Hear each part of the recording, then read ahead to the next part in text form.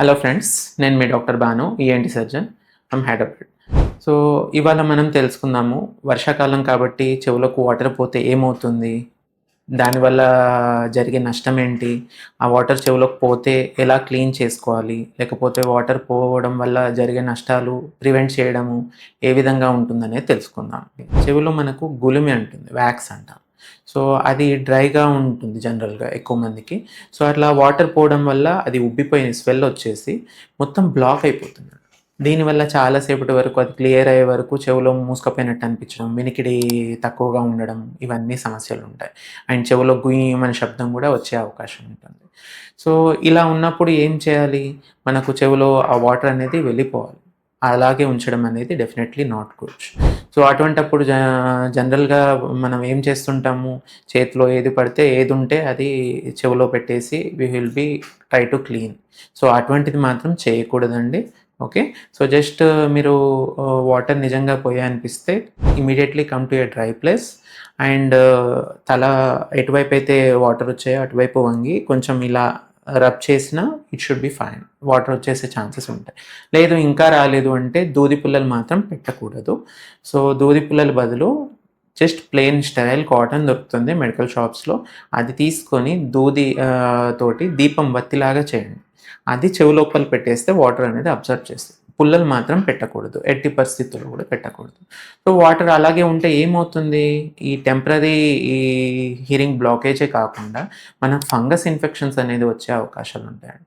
So fungus infections అనేది చాలా స్లోగా డెవలప్ అవుతాయి. మీరు ఎప్పుడో వారం రోజుల క్రితం చెవులకు వాటర్ పోయినా కూడా it may present after 7 days. Okay. So అలా వచ్చినప్పుడు మనం ఇంకా తడవలేదు కదా, ఎందుకు వచ్చింది అనేది మీకు తెలియకుండా ఉంటుంది. సో అలాగే ఉండిపోయి చెవులో ఇచ్చింగ్ రావడము, నీరు గారినట్టు అనిపించడము, అది ఇంకా ప్రోగ్రెస్ అయ్యి మీరు రబ్ చేయడం వల్ల ఇంకా పెయిన్కి కన్వర్ట్ అవుతుంది. It is very severe.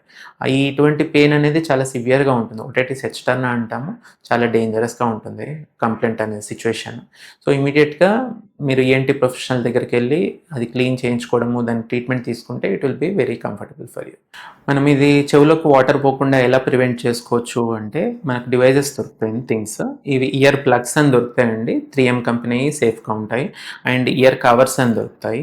So year covers కూడా మనకు హెడ్ క్యాప్స్ ఉంటాయి కదా, అదే విధంగా ఉంటాయి ఇవి కూడా.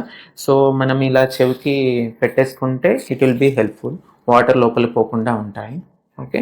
అండ్ ఇయర్ ప్లగ్స్ అనేవి కూడా ఉంటాయి. సో ఇవి ఎలా ఉంటాయి, మనకు సాఫ్ట్గా ఉంటాయండి.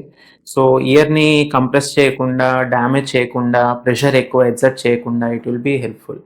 సో ఇలా ఉంటాయి. సో 2 sides ఉండి థ్రెడ్ ఉంటుంది. సో మీకు అది లోపలికి పెట్టేసుకొని మర్చిపోయి అలాగే లోపల ఫారెన్ బర్డ్ ఎలా క్రియేట్ అవ్వకుండా it will be helpful to prevent, to guide you that it is easily remove.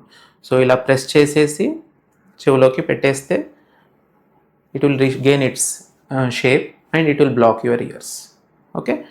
మనము వాటర్ చెవులోకి పోకుండా కామన్గా ఏం యూస్ చేస్తామంటే కాటన్ పెడుతుంటారండి. చల్లగా గాలి రాగానే లేకపోతే వర్షాకాలం రాగానే పిల్లలకు కూడా మనం కాటన్ పెడుతుంటాం. సో అది వీలైనంత వరకు అవాయిడ్ చేస్తే బెటర్గా ఉంటుంది. ఎందుకు అంటే కాటన్ అనేది మనం ప్యూర్గా స్టెరైల్గా ఉండే సిచ్యువేషన్ కొంచెం తక్కువ అండి. సో వాటికంటే better alternative these ear plugs and year covers. Okay. So better go for a safer option. Thank you.